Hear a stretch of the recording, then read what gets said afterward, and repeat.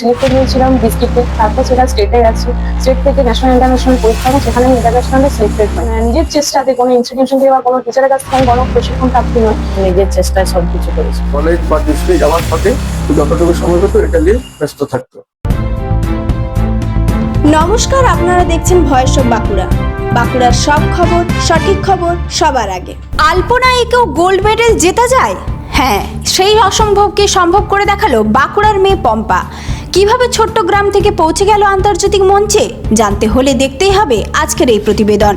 বাংলার ঐতিহ্যবাহী আলপনা শিল্প এবার পৌঁছে গেল আন্তর্জাতিক স্বীকৃতির মঞ্চে, আর সেই গর্বের নাম বাঁকুড়ার ছাতনার মেয়ে পম্পা কুণ্ডু। আমরা সবাই জানি পুজো পার্বণ বা শুভ অনুষ্ঠান আলপনা বাঙালির সংস্কৃতির এক গুরুত্বপূর্ণ অংশ, কিন্তু এই সূক্ষ্ম ও নিখুঁত শিল্পে দক্ষতা অর্জন করা মোটেই সহজ নয়। আর সেই কঠিন কাজটাকে নিজের প্রতিভা আর পরিশ্রম দিয়ে করে দেখিয়েছে পম্পা। জানা গেছে অঙ্কন রত্ন অন্বেষণ নামে একটি বড় প্রতিযোগিতায় অংশ নিয়েছিল সে। প্রথমে ব্লক স্তর, তারপর জেলা, এরপর রাজ্য এবং শেষে জাতীয় স্তর।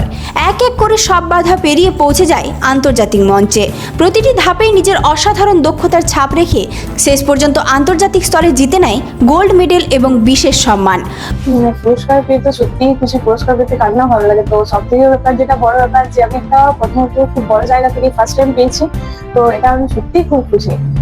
অনেকদিন থেকে খুবই ভালোবাসতাম, তো প্রথমত আমি ভাবিনি যে কোনো একটা জায়গাতে পার্টিসিপেট করবো। আমার বাড়ির বাবা মা, আমার ফ্রেন্ড সার্কেল সবাই খুব ইন্সপায়ার করতো যে তুই যখন এত ভালো আঁকিস তাহলে বিভিন্ন যে কম্পিটিশন গুলো হয় সেগুলোতে পার্টিসিপেট করতে হবে। আস্তে আস্তে সেখান থেকে আমার শুরু, বিভিন্ন আশেপাশে যে আমার লোকালিটির মধ্যে যে কম্পিটিশন হতো আমি সেখানে পার্টিসিপেট করতাম। অনেকবার ফেলিওরও হয়েছি এবং অনেক জায়গা থেকে আমি পুরস্কার পেয়েছি। এটা হচ্ছে আমার ফার্স্ট টাইম।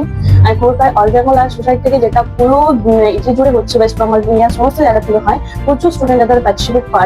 এই কম্পিটিশনে ফার্স্টবার পার্টিসিপেট করি এবং এটাতে আমি অনেকগুলো বিভাগ ছিল, তার মধ্যে আমি আলপনাতে প্রথমত ইন্টারন্যাশনাল হয়েছি। প্রথমে আমি সিলেক্টেড হয়েছিলাম ডিস্ট্রিক্টে, তারপর সেটা স্টেটে গেছে, স্টেট থেকে ন্যাশনাল ইন্টারন্যাশনাল পরীক্ষা এবং সেখানে আমি ইন্টারন্যাশনালে সিলেক্টেড হই। নিজের চেষ্টাতে, কোনো ইনস্টিটিউশন থেকে বা কোনো টিচারের কাছ থেকে কোনো প্রশিক্ষণ প্রাপ্তি নয়, তার সত্ত্বেও নিজের চেষ্টাতে যেটা আমি পেরেছি, এটা আমার ভাবনা তো থাকে না যে আমি এত বড় জায়গাতে আমি পৌঁছে যাবো এবং গোল্ড প্রাইজ পেতে পারি, এটা আমি ভাবিনি। তো পেয়েছি, সত্যি আমি খুব খুশি এবং আমার পরিবারের বাবা মাও খুব খুশি।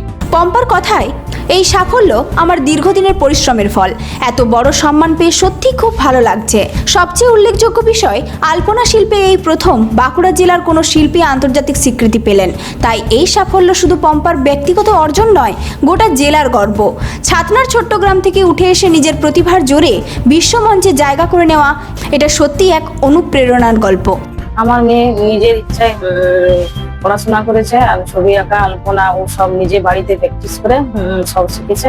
এবারে একটি খুব ভালো প্রাইজ পেয়েছে, তাতে আমরা খুব খুশি এবং আনন্দিত। পরের ক্ষেত্রে যেন আরো ভালো প্রাইজ পায়, তাতে তার চেষ্টায় আমরা আছি। আমার মেয়ে পুরস্কার পেয়েছে, খুবই খুশি হয়েছি। ও নিজের চেষ্টাতেই শিখেছে।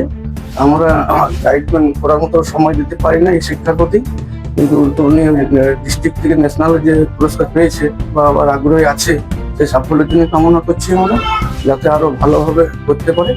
পরিবার, প্রতিবেশী থেকে শুরু করে এলাকাবাসী সবাই আজ গর্বিত ও আনন্দিত। এই ঘটনা আবারও প্রমাণ করে গ্রামের মাটিতেও লুকিয়ে থাকে অসীম প্রতিভা। শুধু দরকার পরিশ্রম, নিষ্ঠা আর নিজের স্বপ্নের প্রতি অটল বিশ্বাস। বাঁকুড়ার এই গর্বের মুহূর্ত আপনাকে কতটা অনুপ্রাণিত করলো? আপনার মতামত কমেন্টে জানাতে ভুলবেন না। এই ধরনের গুরুত্বপূর্ণ খবর সবার আগে পেতে আমাদের চ্যানেলটি সাবস্ক্রাইব করুন আর ভিডিওটি শেয়ার করতে ভুলবেন না। আপনার মতামত কমেন্টে জানান আর লাইক শেয়ার করে ভয়েস অফ বাঁকুড়ার পাশে থাকুন।